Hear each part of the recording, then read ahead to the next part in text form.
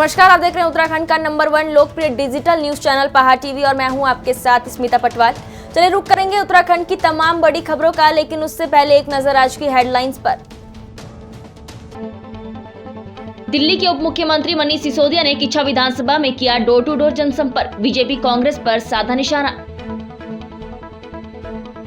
बाहरी होने के आरोपों पर बोले हरक सिंह, मैं पाकिस्तानी नहीं उत्तराखंडी हूं, रुद्रप्रयाग को अपना समझा था। ऋषिकेश में बड़े कोरोना के मामले, गंगा स्नान पर लगा प्रतिबंध। यति नरसिंहानंद सरस्वती के खिलाफ मुकदमा दर्ज, मुस्लिम महिलाओं पर की अमर्यादित टिप्पणी। गदरपुर में पुलिस और प्रशासन ने शांति व्यवस्था बनाए रखने की अपील कर मुख्य बाजार में निकाला फ्लैग मार्च। लक्सर पुलिस ने सेक्स रैकेट का किया भांडाफोड़, 3 महिलाओं सहित 5 लोगों को किया गिरफ्तार।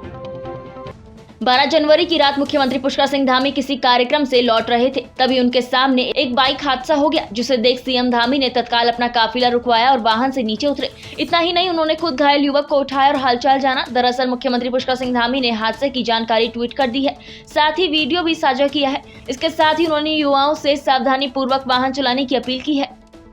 कैसे लग गई? लगी तो नहीं थोड़ी ठीक है। नहीं था, नहीं। अरे क्या बात है? कहाँ से आ रहे थे? पीछे से आ रहे थे क्या? नहीं साहब, मैं गलत था। ये और स्पीड में सर बाहर खुद ही हो गया। हाँ? और स्पीड आराम से बैठो यार। अरे नहीं, ऐसा नहीं करो। थोड़ा वो एक्सरसाइज कर बैठा। चलो ठीक है सर। कहाँ थे? ऐसे तो कहाँ पर है, नौकरी करते हैं? कैसे जाओगे? चले आऊँगा सर। ठीक हो ना? कहाँ घर कहाँ है? चांद मारी कंगोड़ा। जहां उत्तराखंड में राजनीतिक सरगर्मियां तेज हो गई हैं, पार्टियों में टिकट को लेकर मारामारी चल रही है। वहीं हरिद्वार जिले के खानपुर विधानसभा क्षेत्र में विवादित विधायक कुंवर प्रणव के चलते अब भाजपा का भी जमकर विरोध होने लगा है। यहां दुर्गा कॉलोनी के जनरल बिपिन रावत स्मृति पार्क में जनता ने विधायक का पुतला दहन कर अपना विरोध दर्ज किया। स्थानीय जनता का कहना है, उत्तराखंड का अपमान करने वाले विधायक कुंवर प्रणव या उनकी पत्नी देवयानी को भाजपा टिकट देगी तो भाजपा का जमकर विरोध किया जाएगा। आपको बता दें कि भाजपा विधायक कुंवर प्रणव का जब उत्तराखंड को अपने गुप्तांग पर रखने का विवादित वीडियो वायरल हुआ था तो भाजपा से उन्हें निष्कासित कर दिया था, लेकिन फिर से भाजपा में लेने के बाद भाजपा के कार्यकर्ताओं में भी भारी रोष है। भारी रोष है। खानपुर विधानसभा में केवल दुर्गा कॉलोनी जलालपुर भंगेड़ी नहीं, इसके कई रोष के कारण है। पिछले 20 साल से उत्तराखंड यूपी से लेकर उत्तराखंड बन गया, लेकिन खानपुर विधानसभा की बात ना करके मैं अपनी क्षेत्र की बात करूं, दुर्गा कॉलोनी जलालपुर भंगेड़ी की, तो फौज का मुद्दा जो सब लोग परेशान है। 22,000 वोटर इस क्षेत्र में, हम कई बार विज्ञप्तियां लेके गए वहाँ और उन्होंने कई जगह बात करने की कोशिश करी, लेकिन हमें नहीं लगा कि उस बात का कोशिश का कुछ फल मिला हो और उल्टा गालियां मिली। तो उत्तराखंड की माँ बहनों को गुप्तांग में रखने वाला व्यक्ति और भगवान श्री राम को बोला जय वीर गुज्जर, अगर गुजरी गुजर जात होती तो फिर पहाड़ का समाज यहाँ क्या कर रहा? फिर तो हम पहाड़ों में चले जाते जी।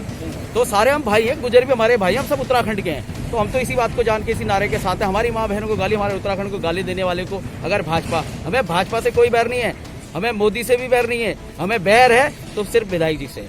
इस बात का है कि विकास के नाम पर उन्होंने बोर्ड तो लगा दिया, लेकिन नाले और सड़कें देख लो आप, क्या हालत है, क्या हरकत है, आप खुद जाके देख सकते हैं। और दूसरी, सेना का रास्ता ऐसा विगत है कि हम शुक्रवार को जाए तो 1 घंटे बंद कर देती है, और ये हालत है कि कब जाके वो बैरियर लगा देते हैं। हम सड़क नहीं। आज हमने ये पुतला जो है अपने चैंपियन साहब के उनके उसमें फूका गया है पुतला, क्योंकि उनने जो हमारे उत्तराखंडी जितने भी लोग हैं यहाँ पे उनके विपरीत बहुत सारी गालियाँ दी है, और हमारे उत्तराखंडी जितने भी भाई लोग हैं सब उनसे जो है नाराज हैं। और हम ये चाहते हैं कि अभी जो ये चाहता हूँ कि जो अभी जो है आज इनको जो है 15-20 साल हो चुका है और हम अपना नेता भी बदली करना चाहते हैं हम। सबसे पहली बात तो ये है, और दूसरे में जो है इनको जो है ऐसा काम जब नहीं करना चाहिए। हमारे जितने भी भाई लोग हैं हम लोग इनसे जो है भाई बहुत ज़्यादा दुखी है हम लोग इनसे, क्योंकि इन्होंने अच्छा काम नहीं किया। अगर राजनीति में अगर ये काम करना है तो सबका जो है सही तरीके से भला होना चाहिए, सबका काम करना चाहिए, सबका विकास, सबका अच्छा काम होना चाहिए, और जो भी काम है। और मैंने ये देखा कि कल जब अपना काफिला लेके जा रहे हैं तो काफिला लेके ये भी नहीं है कि जब भाई देखो सारा सबको एक जैसा वो है, अभी आचार संहिता लगी है तो काफिला लेके भी जो है नहीं जाना चाहिए। भारतीय जनता पार्टी अपने पैर पे कुल्हाड़ी मारेगी, साफ बात है, क्योंकि हमारे पूरे उत्तराखंड को गाली देने के बाद भी ये लोग उनको उसको चैंपियन को टिकट दे रहे हैं, इसमें नाराजगी है हमें। हम फिर भी भारतीय जनता पार्टी से कोई हमारा बैर नहीं है। चुनाव आयोग द्वारा चुनावों की तिथि घोषित होने के बाद तेजी से प्रचार प्रसार में लगी आम आदमी पार्टी ने जहां सबसे पहले अपनी प्रत्याशियों की सूची जारी कर चुनावी माहौल को गर्म कर दिया है, वहीं पार्टी के स्टार प्रचारक भी जनता के बीच जाकर पार्टी की विचारधारा और विकास कार्यों को लेकर जनता से वोटिंग अपील कर रहे हैं। वहीं रुद्रपुर पहुंचे उप मुख्यमंत्री मनीष सिसोदिया ने कहा कि अब उत्तराखंड की जनता एक ईमानदार और निष्पक्ष सरकार चाहती है, जिसके लिए जनता ने बदलाव का विचार बना लिया है। भाजपा कांग्रेस ने 20 सालों से इस प्रदेश की जनता के साथ छलावा किया है, सिर्फ चुनावों में बड़ी बड़ी घोषणाएं कर सत्ता हासिल तो की, लेकिन जन भावनाओं के अनुरूप कोई कार्य नहीं किया। यही वजह बदलाव की है। राजनीति के कुछ मूल आधार हैं, उसमें सबसे पहले ईमानदारी की राजनीति, दूसरा है सरकारी स्कूल इतने शानदार हो जाएं कि प्राइवेट स्कूल में अब लोग अपने बच्चे को ना भेजने की जरूरत महसूस करें, अस्पताल इतने शानदार हो जाएं कि लोगों को यहाँ से भागना ना पड़े दिल्ली या कहीं और किसी प्राइवेट हॉस्पिटल में ना भेजना पड़े। ये अरविंद केजरीवाल जी की राजनीति के मूल आधार है। लेकिन उसके साथ साथ स्टेट की डिमांड के हिसाब से, स्टेट की जरूरतों के हिसाब से, लोगों के हिसाब से अरविंद केजरीवाल जी की राजनीति में अलग अलग लोगों के लिए अलग अलग योजनाएं वो बताते हैं।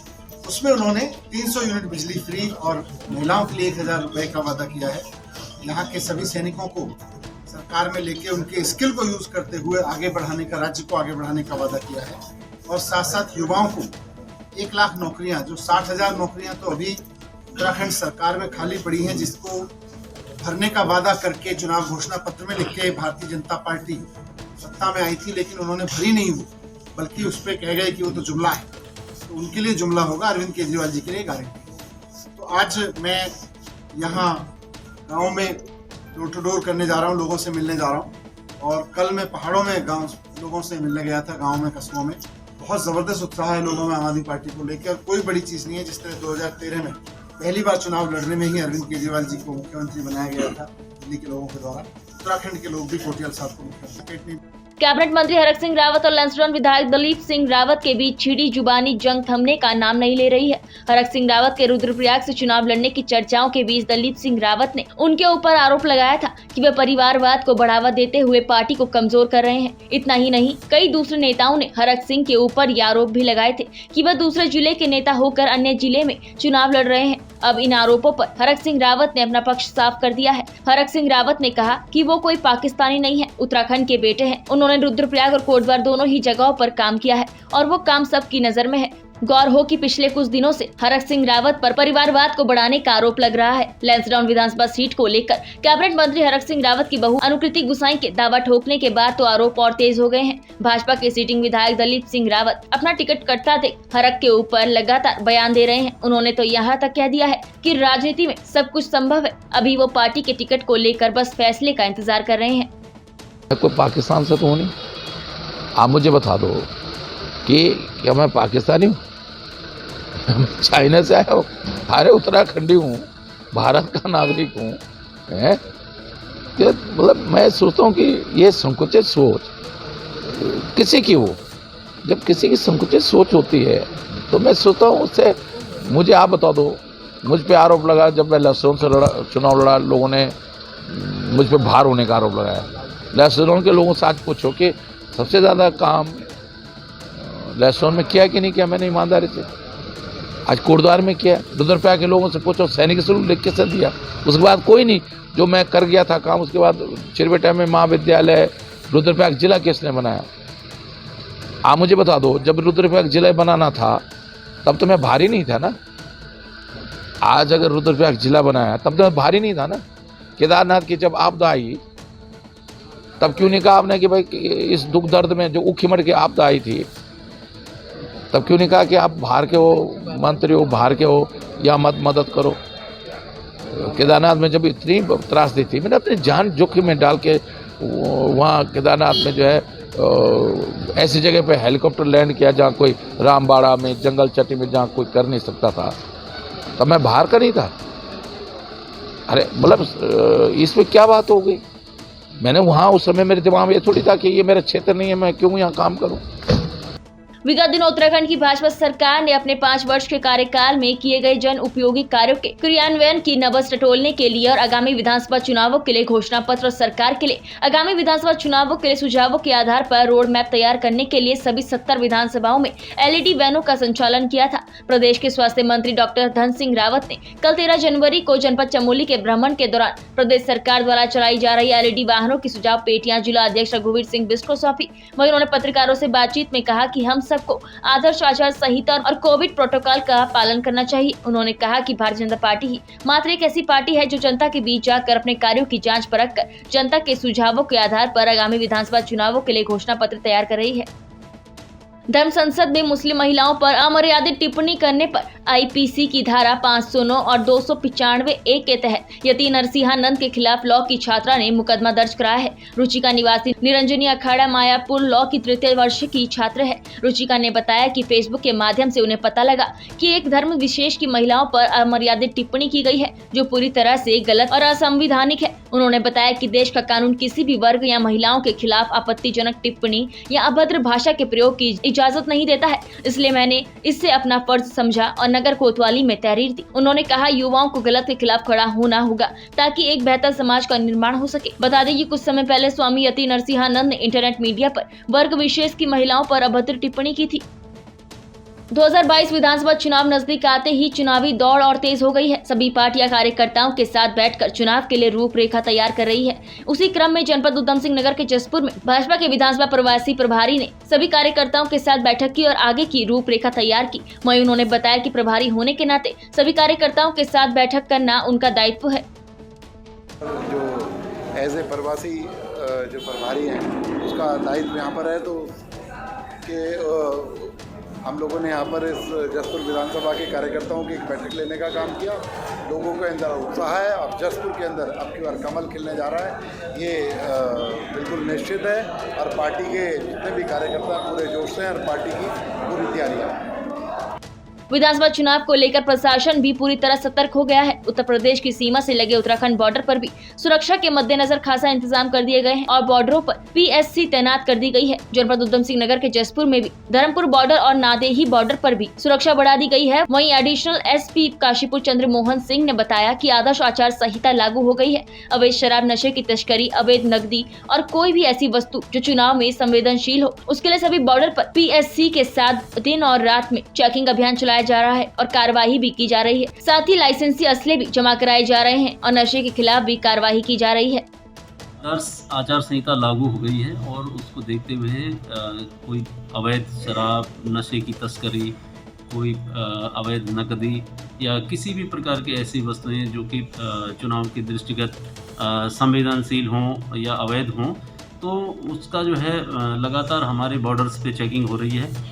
हमारे जो मुरादाबाद, बिजनौर और इधर जो भी हम रामपुर जो ये ज़िले यूपी के लगते हैं, तो इसमें जसपुर थाना क्षेत्र के अंतर्गत धर्मपुर हो गया, नादेई हो गया और सूतमिल तालापुर जो क्षेत्र है, फिर यहाँ सूर्या हो गया, कुंडा में पैगाल, लोहियापुल इधर और बाजपुर क्षेत्र में भी जो है कनौरा, केला खेड़ा में सारे बॉर्डर्स पे हमने बैरियर डालकर लगातार PSC के साथ दिन और रात चेकिंग की जा रही है। लगातार हमारी जो उड़न दस्ते हैं, एक जो स्टैटिक हैं और एक फ्लाइंग वाले हैं, जो लगातार चेक कर रहे हैं पुलिस के साथ और इसमें हम लोग लगातार कार्रवाई कर रहे हैं। साथ ही साथ इसमें बाकी प्रिवेंटिव्स की भी जो कार्रवाई हमारी चल रही है, जिसमें लोगों के असले हम जमा करवा रहे हैं, जो भी लाइसेंसधारी शस्त्र हैं और जो अवैध शस्त्र हैं उनके विरुद्ध भी आर्म्स एक्ट में कार्रवाई हो रही है। लगातार हम नशे में जो है जो भी NDPS एक्ट के अंतर्गत प्रावधान है उसमें कार्रवाई कर रहे हैं और जो भी इस तरह के लोग हैं उनको चिन्हित किया जा रहा है। जो आचार संहिता का उल्लंघन करेंगे उनके खिलाफ वैधानिक कार्रवाई की जाएगी। विधानसभा चुनाव के मद्देनजर निर्वाचन चुनाव आयोग से लेकर संबंधित सभी अधिकारी कर्मचारी अपने अपने तैयारियों में जुट गए हैं। इसी के चलते गदरपुर के मुख्य बाजार में SP चंद्र मोहन सिंह के नेतृत्व में पुलिस और प्रशासन ने अर्धसैनिक बल SSB के साथ मुख्य बाजार में फ्लैग मार्च निकालते हुए शांति व्यवस्था बनाए रखने की अपील की। विधानसभा सामान्य निर्वाचन 2022 को संपन्न कराए जाने और मतदाताओं में सुरक्षा की भावना पैदा करने, असामाजिक तत्वों को चुनाव संबंधी कार्य प्रभावित करने की गतिविधियां इत्यादि को रोकने आदि को लेकर जनपद रुद्रप्रयाग पुलिस द्वारा जिलाधिकारी मनोज गोयल और पुलिस अधीक्षक आयुष अग्रवाल की उपस्थिति में ITBP के जवानों, जनपद Rudraprayag police, fire, SDRF, PSC जवानों के साथ साथ कोतवाली रुद्रप्रयाग क्षेत्रांगत फ्लैग मार्च निकालकर एरिया डोमिनेशन किया गया और ITBP की एक कंपनी के द्वारा संयुक्त रूप से फ्लैग मार्च निकाला गया है। इसका मेन उद्देश्य यही है कि जो आचार संहिता लगी हुई है उसका सभी को जानकारी देना और इसको इंश्योर कराना कि सभी लोग उसका पालन करें। इसके अतिरिक्त जो कोविड की भी गाइडलाइंस आई हैं जिसमें कि ज़्यादा लोगों को एक जगह इकट्ठा नहीं होना, सभी को मास्क और सैनिटाइज़र का यूज़ करना है, उन सबको भी प्रमोट किया जाता है। विधानसभा चुनाव जैसे जैसे नजदीक आते जा रहे हैं, सभी पार्टी के दावेदारों ने अपनी अपनी सक्रियता तेज कर दी है। इसी क्रम में कल 13 जनवरी को कांग्रेस पार्टी से सबसे मजबूत दावेदार माने जा रहे पूर्व IAS सुंदरलाल मुयाल ने पौड़ी में प्रेस वार्ता की, जिसमें उन्होंने अपने को पार्टी का सबसे पुराना और मजबूत दावेदार मानते हुए पार्टी द्वारा उनको ही प्रत्याशी बनाए जाने की अपील भी कर डाली। बदलाव आएगा, राजनीति में भी बदलाव आएगा। कुछ लोग तो आप देख रहे होंगे कि रोजगार के लिए राजनीति ज्वाइन कर रहे हैं, विधायक निधि से कुछ मिलेगा, कुछ ये मिलेगा, कुछ वो मिलेगा, भ्रष्टाचार को बढ़ावा दे रहे हैं। अगर IAS, PCS, IPS अफसर जो हैं, बड़े अफसर अगर राजनीति में आएंगे तो मैं समझता राजनीति में भी एक स्वच्छता का वातावरण बनेगा। 2006 में मैं कांग्रेस ज्वाइन की मैंने, और मैं अकेला IAS अधिकारी कांग्रेस में हूँ और 17 साल से लगा हूँ कांग्रेस में, एक्टिव हूँ, ऐसा भी नहीं कि किसी तरह से। और संगठन में भी मेरे पास अच्छे अच्छे पद रहे, बड़े बड़े पद रहे, घोषणा पत्रों का मैं मेंबर रहा हूँ, ये सदस्यता अभियान कमेटी का मैं अध्यक्ष रहा हूँ, और भी मेरे पास तमाम PCC का मेंबर रहा हूँ, एग्जीक्यूटिव बॉडी का रहा हूँ, तमाम मेरे पास हो रहे हैं। लेकिन मैं बताऊं कि 16-17 साल से मुझे टिकट नहीं मिला अभी तक। मैंने 2007 में भी दावेदारी की, 12 में भी दावेदारी की, 17 में भी दावेदारी की है, मुझे अभी तक टिकट नहीं। मुझे बड़ा अफसोस होता है कई बार कि मैं अकेला एक IAS अफसर हूँ कांग्रेस के साथ, और वो भी रिजर्व कैटेगरी का हूँ, और 17 सीटों में मेरा एडजस्टमेंट कांग्रेस नहीं कर पा रही है। मैं कभी कभी सोचता हूँ, लेकिन क्यों कि मैं एक अनुशासित कांग्रेसी हूँ, इसलिए कांग्रेस के साथ जुड़ा हूँ। टिकट मकर संक्रांति का पर्व आने वाला है। पंचांग के अनुसार 14 जनवरी को मकर संक्रांति का त्योहार मनाया जाएगा। बता दें कि उत्तराखंड में कोरोना लगातार बढ़ रहा है, जिसे देखते हुए सरकार ने मकर संक्रांति के गंगा स्नान पर प्रतिबंध लगा दिया है। कोरोना संक्रमण की रोकथाम के लिए हरिद्वार के बाद देहरादून जिला प्रशासन ने भी त्रिवेणी घाट सहित सभी घाटों पर मकर संक्रांति के दिन गंगा स्नान पर प्रतिबंध लगा दिया है। जिला प्रशासन ने श्रद्धालुओं को अपने अपने घरों पर रहकर मकर संक्रांति की पूजा पाठ करने की अपील की है। शुक्रवार को मकर संक्रांति के स्नान पर प्रतिबंध का पालन कराने के लिए मेला क्षेत्र को 6 जोन और 11 सेक्टर में बांटा गया है। जिले की सीमाओं पर जहां पुलिस बल और अर्धसैनिक बल तैनात कर श्रद्धालुओं को वापस भेजा जा रहा है, वहीं हर की पैड़ी पर लोगों को रोकने के लिए सिटी मजिस्ट्रेट को प्रभारी बनाया गया है। हरिद्वार में बीते कुंभ में श्रद्धालुओं की भारी भीड़ जुटी थी, जिससे देश भर में कोरोना का प्रसार हुआ था, जिसके चलते इस बार मकर संक्रांति का स्नान प्रतिबंधित कर दिया गया है। कोविड के केसेस निरंतर बढ़ रहे हैं और हरिद्वार में मकर संक्रांति के पर्व पर हमारे प्रदेश से, जिले के अन्य भागों से और अन्य राज्यों से भी काफ़ी बड़ी संख्या में लोग आते हैं, जिनकी तादाद लाखों की होती है। और कोरोना की इस स्थिति को देखते हुए प्रशासन ने यह निर्णय लिया है कि इस वर्ष मकर संक्रांति का स्नान प्रतिबंधित रहेगा और किसी भी व्यक्ति को इसकी अनुमति नहीं दी जाएगी। इसके लिए पुलिस विभाग को, हमारे जितने भी संबंधित डिपार्टमेंट्स हैं, उनको पत्र भेज दिया गया है, इसका वो 100% अनुपालन सुनिश्चित कराएं। ये आप इसके बारे में SSP साहब से जानकारी कर लें, ज़्यादा बेहतर ढंग से बता पाएंगे। लेकिन आदेश स्पष्ट है कि ये किसी को अनुमति नहीं दी जाएगी। जाहिर बात है कि इस आदेश को इम्प्लीमेंट करने के लिए जो भी हैवी फोर्स का डिप्लॉयमेंट करना होगा वो किया जाएगा। ये टोटल प्रतिबंध है, आपने आदेश पढ़ा होगा, उसमें क्लियर कट है कि प्रतिबंधित रहेगा। सरोवर नगरी नैनीताल में कोरोना के बढ़ते मामलों को देखते हुए व्यापार मंडल और प्रशासन ने खुले खेल के मैदान में सब्जी मंडी लगाने का निर्णय लिया है, जिसके चलते स्थानीय लोगों ने सब्जी मंडी पहुंचकर सब्जियां खरीदी। इसके दौरान सभी लोगों ने मास्क आदि का प्रयोग किया। लोग बड़ी शालीनता के साथ सब्जी आदि ले रहे थे। व्यापार मंडल के वरिष्ठ उपाध्यक्ष राजेश वर्मा ने बताया कि ये फैसला जनता को कोरोना से काफी हद तक निजात मिल सके इसलिए लिया गया है। तो जिला प्रशासन द्वारा जो यहाँ पर कहा गया है नीचे आने के लिए हमारे व्यापारियों को, तो हम लोगों ने जितने भी यहाँ पर जो ऊपर सब्जी मंडी में मंडियाँ लगती थी और जो फल लगते थे उन्हें नीचे शिफ्ट किया है। और आज पहले दिन है तो थोड़ा बहुत अव्यवस्थाएँ हैं, थोड़ा सा आज जो अव्यवस्थाएँ हैं उसे दूर करने का प्रयास किया जा रहा है और थोड़ा जो कंजेस्टेड है उसको थोड़ा फैला के किया जाएगा और आगे से सुचारू रूप से चालू होने में। और इसमें सभी लोगों का जिला प्रशासन का और नगर पालिका का विशेष सहयोग है। पुलिस प्रशासन अपना पूरा सहयोग कर रहा है। वही है कि थोड़ा सा समय को देखते हुए, कोरोना काल को देखते हुए हमें भी और पूरे के पूरे जो दुकानदार हैं, मंडी वाले हैं या जो खरीदार हैं, उन सभी लोगों को सोशल डिस्टेंसिंग का, कोविड-19 के नियमों का पूर्ण रूप में पालन करना चाहिए। ये हमारी व्यापार मंडल नैनीताल की जनता जो है उससे आग्रह है और निवेदन है कि वो अधिक से अधिक दूरियाँ बना के रखें, कोविड नियमों का पालन करें। बाजपुर में स्वास्थ्य विभाग की टीम द्वारा फ्रंटलाइन वर्कर्स को बूस्टर डोज लगाने के कार्य का शुभारंभ कर दिया गया है।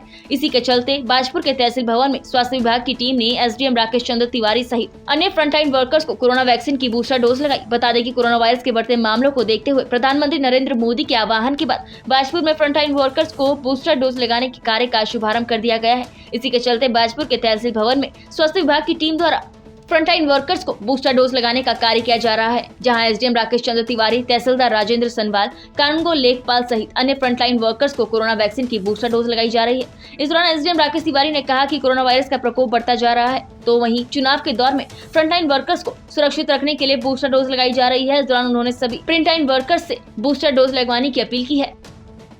लक्सर पुलिस ने देह व्यापार की सूचना पर क्षेत्र के सुल्तानपुर कुन्हारी गांव में छापेमारी करते हुए एक होटल में चल रहे सेक्स रैकेट का पर्दाफाश किया, जहां से 3 महिलाओं सहित 5 लोगों को मौके से गिरफ्तार किया गया है। पुलिस क्षेत्र अधिकारी बीएस चौहान ने बताया कि कुन्हारी गांव में एक होटल पर देह व्यापार की सूचना मिल रही थी, जिस पर लक्सर कोतवाल यशपाल सिंह बिष्ट द्वारा छापेमारी की गई तो होटल में 4 जोड़े मिले। उन्होंने बताया कि इन लोगों के खिलाफ मुकदमा दर्ज कर कानूनी कार्रवाई की जा रही है। ये दरअसल कुन्हारी में जो है काफी समय से एक होटल पे जो है वहाँ सेक्स रैकेट वगैरह इस टाइप की जो है सूचना थी। कल इंस्पेक्टर लक्सर द्वारा वहाँ जो है चेक किया गया तो वहाँ पे जो है 4 जोड़े जो है वहाँ मिले हैं और उनके खिलाफ जो है मुकदमा दर्ज किया गया, जेल भेजा गया। बाजपुर के ग्राम महेशपुर में पैरोल पर लौटे एक व्यक्ति की बीमारी के चलते मौत हो गई। घटना की सूचना मिलते ही पुलिस और तहसील प्रशासन मौके पर पहुंच गया। पुलिस ने शव को कब्जे में लेकर पोस्टमार्टम के लिए भेज दिया है। बता दें कि बाजपुर के ग्राम महेशपुरा निवासी कमल सिंह 26 मार्च 2016 को अपने ससुराली द्वारा उस पर लगाए गए मुकदमे में जेल गया था, जहाँ कुछ समय बीतने के बाद कमल की तबियत खराब हो गई, जिसके उपरांत कमल का हल्द्वानी के सुशीला तिवारी अस्पताल में इलाज शुरू किया गया, लेकिन आराम न मिलने पर कमल सिंह का उपचार देहरादून के हिमालयन हॉस्पिटल से चल रहा था। वहीं 21 सितंबर 2021 को पैरोल से लौटने के बाद बीमारी के चलते गुरुवार को ग्राम महेशपुरा में कमल सिंह की मौत हो गई। कमल सिंह की मौत से परिजनों में कोहराम मच गया।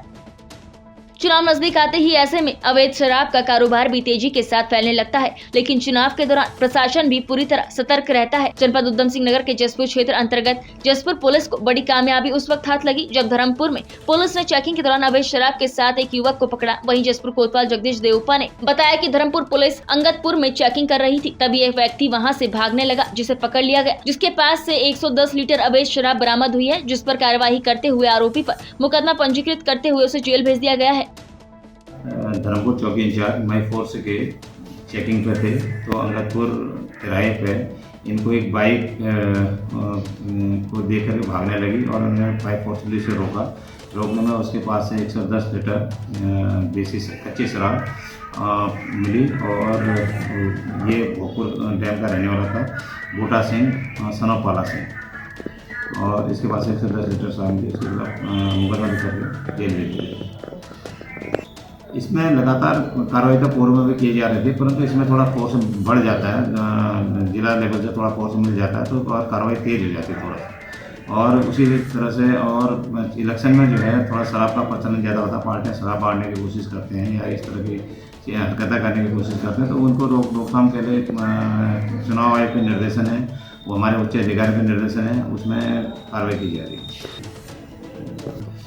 ये पतरामपुर चौकी इंचार्ज माई फोर्स के जो भोजपुर क्षेत्र में जो हमारा जंगल चुनाव आचार संहिता लगने के 72 घंटे के समय सीमा में सभी राजनीतिक दलों के प्रचार सामग्री, hoardings, banner, poster, wall painting, flex आदि को हटाया जाना होता है।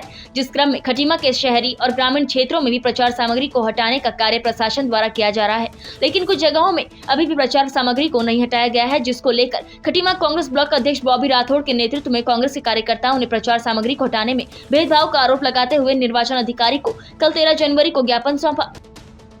ARTO बागेश्वर द्वारा बागेश्वर जिले के अलग अलग क्षेत्रों का दौरा किया गया। इसी के क्रम में ARTO बागेश्वर गरुड़ क्षेत्र में पहुंचे, जहां ARTO बागेश्वर कृष्णा पल्लड़िया द्वारा बताया गया कि चुनावी प्रक्रिया के तहत पोलिंग पार्टियों के लिए वाहनों का अधिग्रहण करना होता है और इसी के क्रम में बागेश्वर जिले के अलग अलग क्षेत्रों में जाकर तमाम वाहनों का पोलिंग पार्टियों के लिए अधिग्रहण किया जा रहा है। होना है ना, उसके लिए पोलिंग पार्टियों के लिए हमें वाहनों का अधिग्रहण करना होता है। उसके लिए पूरे ज़िले में अलग अलग क्षेत्रों में हम जाकर के वाहनों का अधिग्रहण करते हैं। तो उसी प्रोग्राम के तहत ये वाहनों का अधिग्रहण किया जा रहा है उन्हीं पार्टियों के लिए। तो सर, ये चुनावी प्रक्रिया के तहत तो क्या आपके द्वारा सघन चेकिंग अभियान भी आज चलाया जा रहा है, केवल आवंटन की प्रक्रिया ही आपके द्वारा की जा रही है? चेकिंग अभियान चलाया जा रहा है, साथ में ये काम भी चल रहा है, लेकिन सघन की बात जहाँ तक है, सघन तो हम अभी नहीं कर रहे हैं क्योंकि हम इसमें भी बिजी हैं। साथ में चेकिंग की प्रक्रिया भी हम लगातार करते रहते हैं। उत्तराखंड की तमाम बड़ी खबरों में फिलहाल इतना ही। बाकी खबरों के लिए बने रहिए पहाड़ टीवी के साथ। नमस्कार।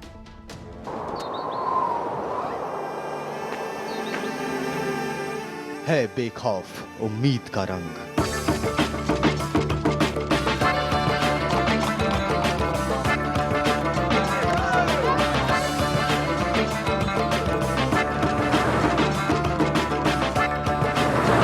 है आस्था भी।